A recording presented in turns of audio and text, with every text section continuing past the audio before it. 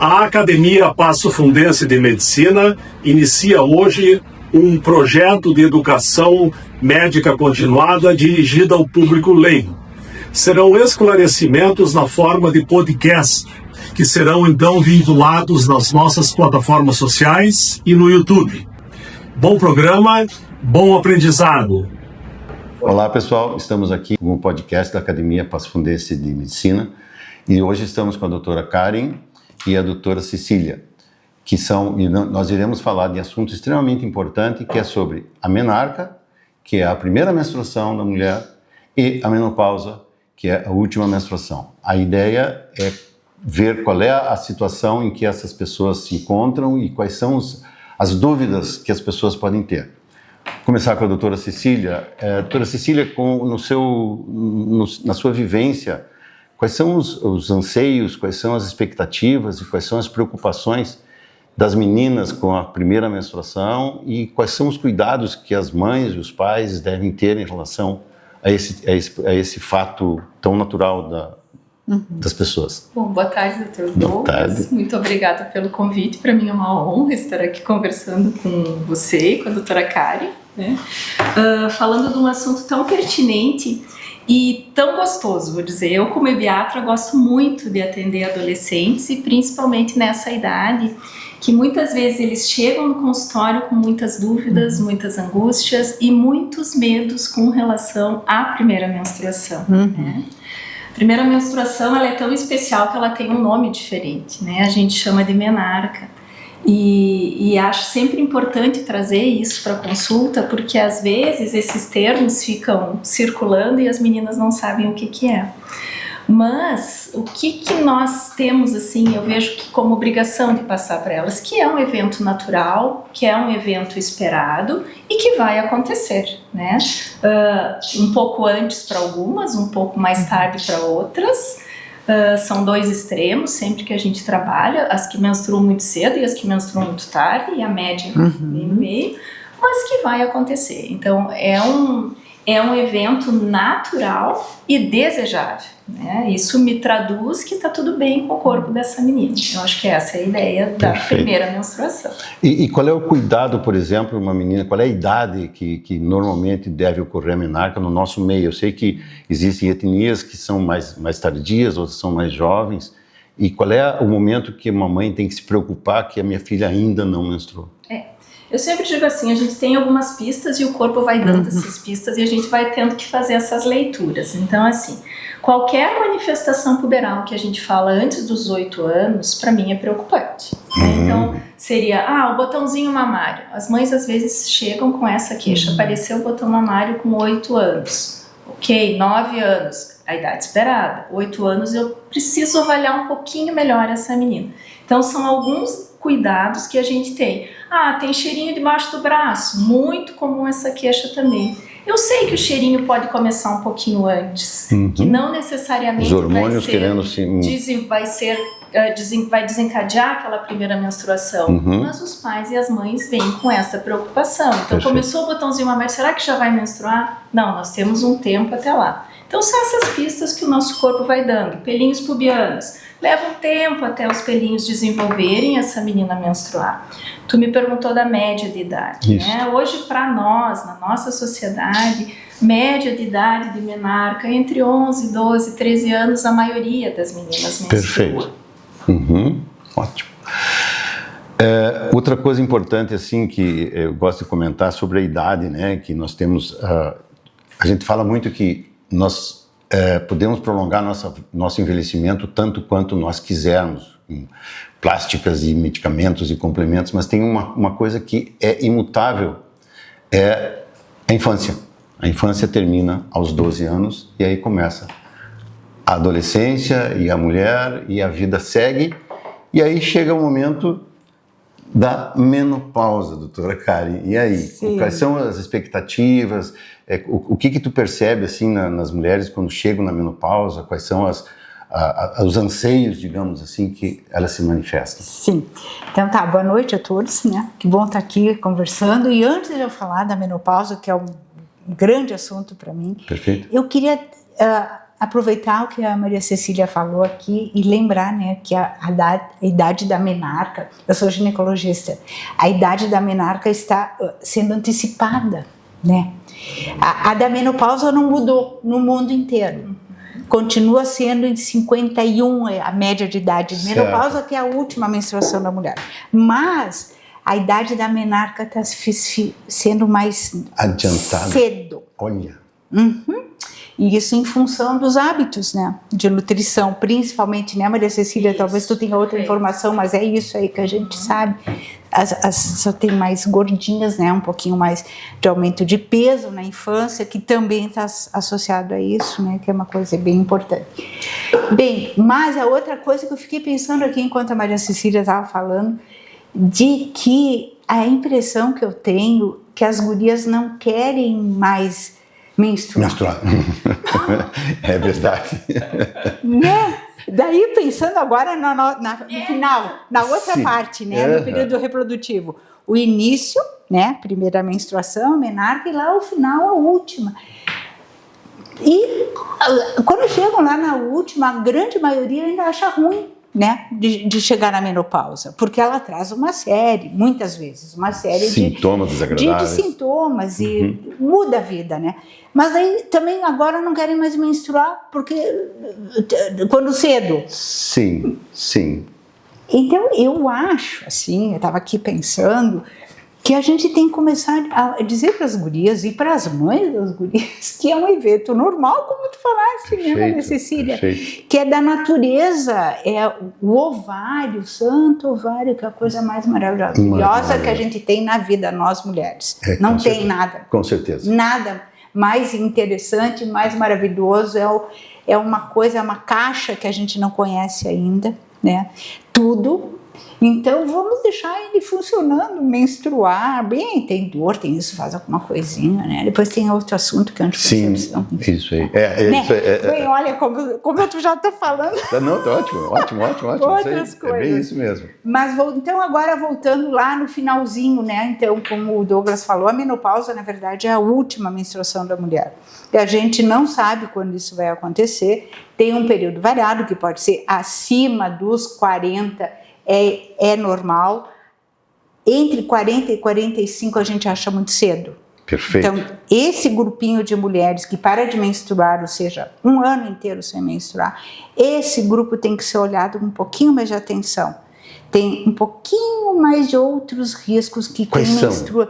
Cardiovascular, principalmente. Perfeito, né? Exatamente. Então, tem um risquinho um pouquinho maior de ter eventos o fator protetivo dos hormônios, né? Infarto, tem que ficar um pouquinho mais de olho, deve receber hormônios se não tiver outras contraindicações. O osso, né, é outra questão, né, porque tem um pouco mais de osteopenia, tem mais risco de osteoporose. Então é aqui, abaixo dos 40 é realmente cedo. A gente chama insuficiência ovariana. Essa tem que tratar e tem que receber bastante doses um pouquinho maiores de hormônio. E qual é a vantagem de receber os hormônios? Porque existe um tabu também em relação a receber hormônio, fazer hormônio.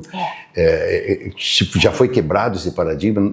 Eu sou urologista, né? Na minha área, nós quebramos o paradigma da testosterona. Mas as mulheres, como é que está isso aí? Isso é uma coisa universal, não é só que nós... Sim. Eu acho que o americano tem grande dificuldade, que nem nós no Brasil. Os europeus já usam há muito mais tempo, né? Hormônios... Porque o que aconteceu, infelizmente, há uns 30 e poucos anos atrás, surgiu um trabalho que compararam mulheres que recebiam hormônio com mulheres que não recebiam durante 7 anos. E o estudo foi interrompido porque mulheres que receberam hormônio tiveram mais câncer de mama. E ele seguiu sendo acompanhado de outra forma por muitos anos.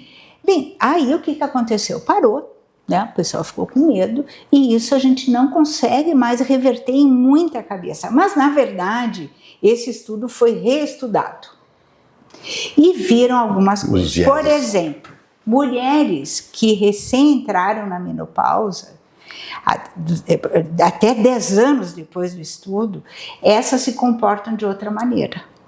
O risco é maior com mulheres que começam a terapia hormonal mais velhas um pouco, né? Então até os 60 é bastante seguro. O tipo de hormônio que usaram, a gente não usa.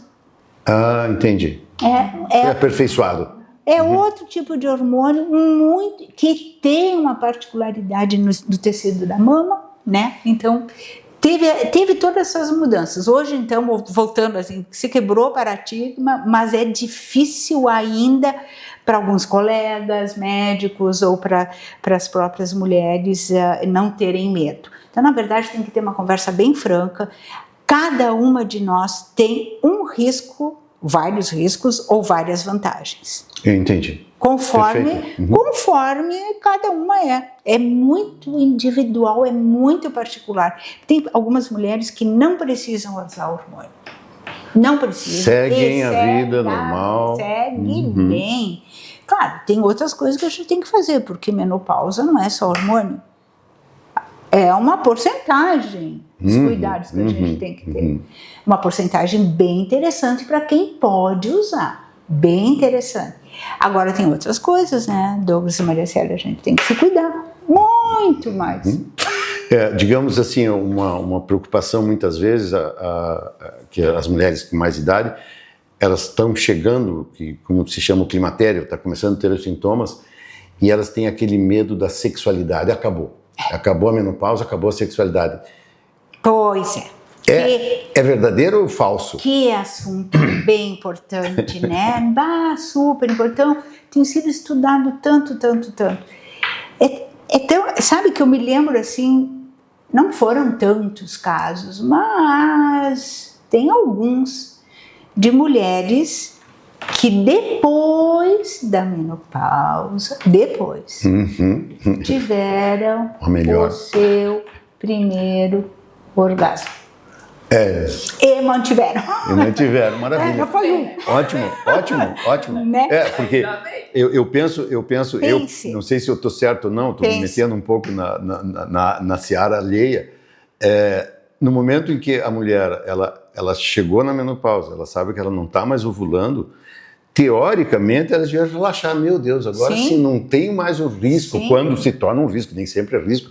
É uma bênção realmente ovular, ter filhos, mas tem um momento em que a mulher não quer mais, ela chegou numa certa idade, 45, 50 anos, ela tem muito medo de ter uma gravidez, digamos, próximo dos 50, que é mais arriscada, não é? Mas de certeza. Mas esse lado, se nós trabalharmos, eu penso, com hormônio, com emoção, ela vai ter muito mais relaxamento no sentido de ter uma relação sexual solta, sem o risco de uma gravidez. Claro, esse é um dos aspectos, né? Não tem mais risco. Bem, depois da menopausa, né, gente? Depois de um ano, quer dizer, parou de menstruar, ainda não sabe se está bem na menopausa, porque pode menstruar daqui a 2, 3 meses. Certo. Nesse primeiro ano ainda tem que se cuidar. Olha só que bomba, né? Tem que usar. Tem que se cuidar, ou com método de barreira, ou com anticoncepção. Perfeito. A gente às vezes usa um tipo de comprimido que tem um hormônio já um pouquinho de reposição e anticonceptivo também. Perfeito. Super fácil. E tem outras alternativas, né? Enfim. Mas quando não tem mais esse risco de engravidar, passou um ano, pronto, pode transar a hora que quiser. Bem, aí entra a questão do desejo, né?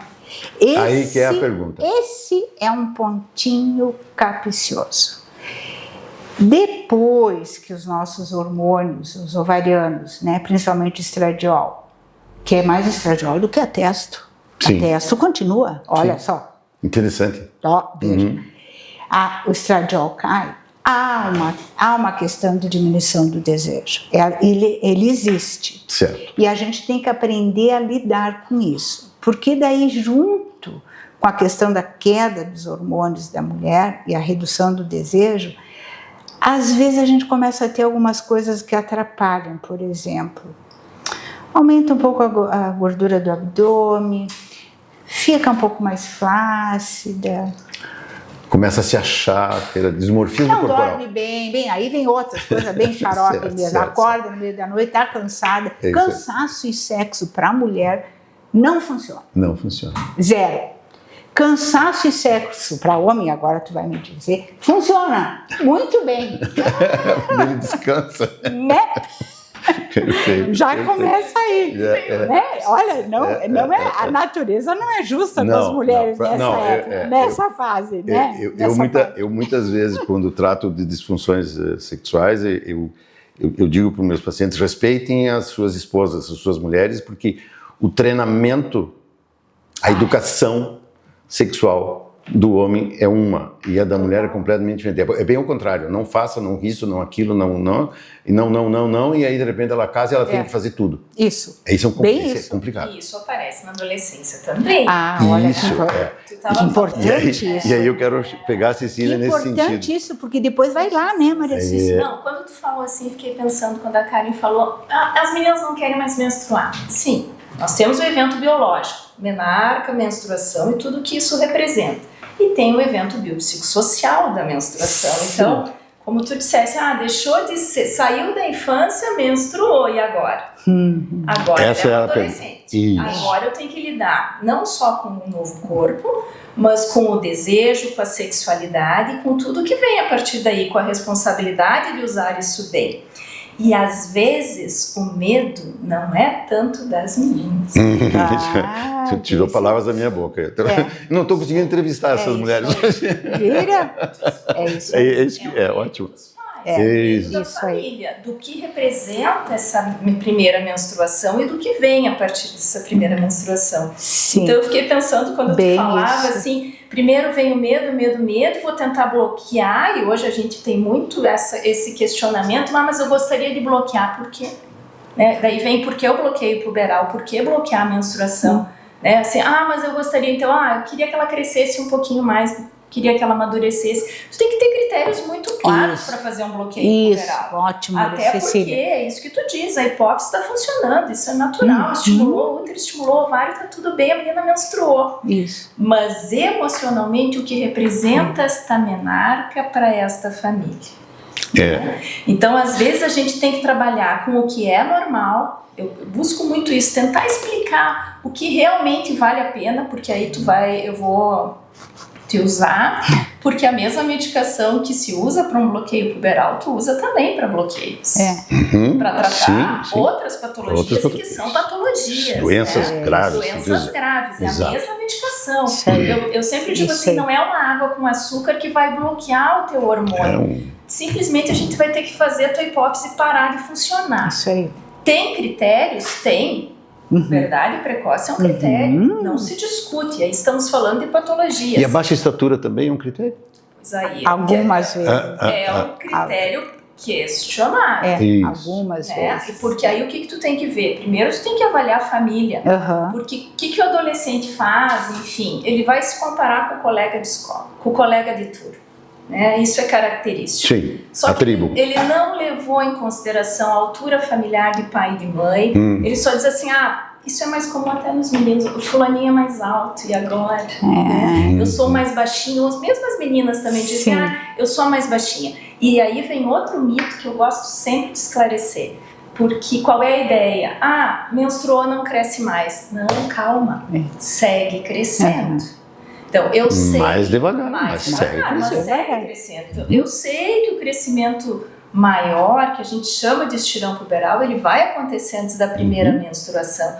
Mas depois segue crescendo. É espalhadinho, mas segue crescendo. Então, eu acho que a gente tem que ir desconstruindo isso no consultório. Ao mesmo tempo que tu nota isso com as mulheres mais maduras, eu noto isso nesta fase. Eu não sei hoje, mas eu sei que no passado, com primas, etc., a gente ouvia muito, agora você não pode mais brincar com os meninos, tu tem que brincar só com as meninas.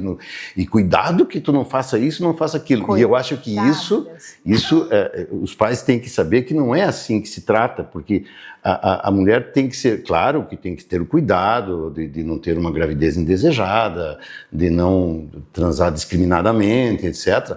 Mas esse tipo de assunto que às vezes os pais colocam já para se prevenir de uma... Eu acho que isso cria uma coisa já na mulher adulta. A gente vê muito isso no consultório.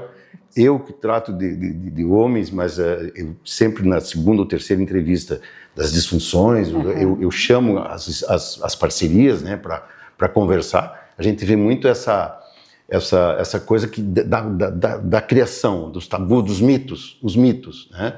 E sobre mitos da menarca e mitos da menopausa, para nós encerrarmos, quais seriam os mitos, Cecília, que os pais poderiam tirar da cabeça dos pais isso aí? Então, assim, o principal que eu vejo, e o que mais eles trazem é isso, porque é o mais fácil também, né? É o mais consciente. Menstruou, teve a primeira menstruação, não vai mais crescer. Então, esse é um mito. Tá? Então, segue crescendo. Menstruou e agora não é mais criança. Não, quem disse? Pode continuar brincando, não tem problema. As meninas menstruam, se estão menstruando um pouquinho mais cedo, e aí vem todos os fatores de risco para isso e de estímulo também.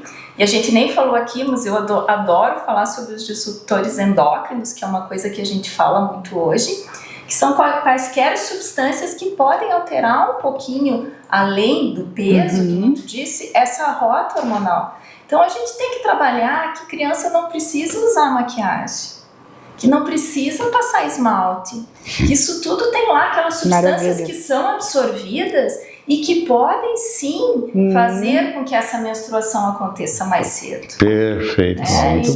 Então deixem as crianças brincarem, parem com os estímulos, porque tem muito estímulo externo hoje.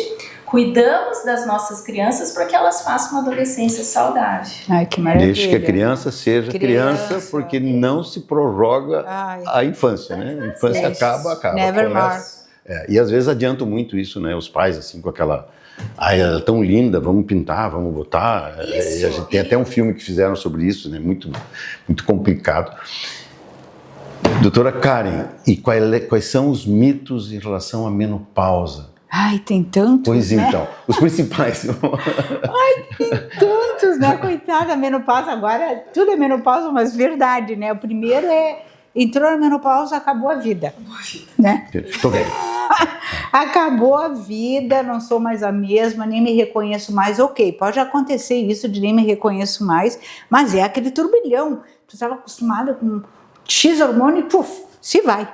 Né? Então, mas não acabou a vida. Ao contrário, as mulheres podem e devem se reinventar nessa fase. Muitas vezes os filhos já estão bem encaminhados, né? E para algumas fica sendo aquela tristeza, já agora meu filho já não precisa mais de mim. Que bom, agora tu vai cuidar de ti um pouco. O ninho vazio, né? O ninho vazio. Então tem essa coisa do envelhecimento e de terminou a vida junto com a menopausa, que é um mito. É cheio de mulheres se reinventando, fazendo até outras profissões. Com certeza. Né? Olha, eu voltei a dançar balé depois. Ótimo. Isso aí. Depois da menopausa. Né? Não sou eu, assim, eu quero dizer que está aberto, né, a várias coisas que a gente pode fazer. Eu tenho uma frase que eu gosto muito de dizer, Karine, não sei se vocês vão concordar comigo. Envelhecer é inevitável, ficar velho é uma opção. Isso, não podemos ficar velhos. Concordíssimo, concordíssimo. Nós temos que nos renovar. Procurar coisas que lhe deem prazer, tanto na área sexual ou não na área sexual, amigos que compartilhem de ideias, porque também tem aquela história, eu vou viajar, nem precisa viajar, viaja dentro de casa, viaja com os amigos em volta, a cabeça, né? Exato, sim. A cabeça. Eu acho que isso é uma coisa factível, pode ser feita, inclusive em relação à sexualidade, voltando, a gente fala muito da sexualidade feminina em relação aos parceiros, né? Pensa assim, como é que o marido ou, sei lá, um novo namorado está vendo isso, está ajudando, e isso é importante, bem importante, mas o mais importante é a sexualidade da mulher com ela como ela mesma. Isso é outro mito. A gente não tem que ficar afim de transar com o marido porque isso vai ser bom para ele ou para o casamento. A gente tem que ficar afim de transar porque tá legal, tá sexualizada. E aí ela vai escolher com quem. Aliás, sim, com também, certeza. Né? E aliás, é o que a gente recomenda quando eu faço, quando o pessoal chega com as esposas, diz, olha, se não tiver afim, não vai transar, porque isso vai ser complicado para o teu marido também. Ótimo. Tu tem que ter os estímulos. Vamos brincar, vamos procurar mudar do ambiente, vamos nos Que legal, conhecer. tu está dizendo isso. Eu faço tu diz para ela não transar se ela não está com vontade, porque vai parecer ruim para ele. Uso um termo muito assim, meio incisivo. Assim, não transe por compaixão. Tu tem que estar afim. E isso tem uma série de coisas que nós vamos... daí a gente tem que trabalhar. Tanto você como ginecologista, tu já tem que cuidar, né? Não pode estimular as meninas, porque senão tu perde, os pais não te levam mais as meninas lá. Mas assim, ó, pessoal, eu acho que a mensagem básica é assim, que a primeira menstruação é muito importante. A menina vai se sentir de uma maneira bem diferente, né, Cecília? E vai se sentir mais mulher, mas os pais têm que estimular essa passagem da infância para a pré-puberdade e para a puberdade. Doutora Karen, eu acho que também ficou bem certo assim, que as mulheres, a vida não acaba, muito pelo contrário, a vida acho que vai começar. Pode até começar, porque os filhos já saíram de casa, então vamos ver como é que... Vamos começar de novo a namorar, namorar, eu estimulo muito isso, vamos namorar, vamos sair, vamos trocar de lugar, vamos jantar em Não Me Toque, e daí vamos dormir no hotel lá. Essas coisas, essas fantasias é muito importante dentro do contexto, mas a mulher tem que se ajudar e ela não tem que ter que. Ela não tem que nada. Eu sempre digo aos meus pacientes, eu não tenho que, será que ele não tem? Essas duas questões, nós temos que, vou fazer, vou acontecer, eu me amo. Eu acho que o mais importante é isso, né? Isso aí. Eu acho que estão mais maduros nessa idade também para fazer essas reinvenções, né? Eu acho que o envelhecimento e a idade tem muitas vantagens. E a maturidade é uma dessas, de tu poder te olhar diferente, te aceitar diferente e modificar o que tu não gosta. Que quando eles são jovens, isso é muito difícil, né? Nós estamos falando quase das mesmas coisas. Exatamente. Eles têm que aprender a fazer e a gente também vai ter que aprender a fazer diferente. Então, tanto os pais têm que trabalhar e ver como é que a coisa está acontecendo, porque o mundo mudou muito, né? Não é, no meu tempo, é pavoroso falar isso. Não fala isso pro teu filho nunca. No meu tempo. Não, no meu tempo é porque tu tá velho mesmo, né? Olha, pessoal, assim, eu acho que foi uma conversa bem agradável. Espero que o pessoal que vai nos assistir tenha aproveitado bem. Muito obrigado por assistirem até o final. E mais uma vez a Academia Passo Fundense de Medicina agradece a doutora Karen e a doutora Cecília, que colaboraram muito para que isso acontecesse, e espero que vocês tenham aquela visão ampla de tudo isso que foi falado e levem para a vida. Muito obrigado. Isso aí. Obrigada. Até a próxima. Obrigada.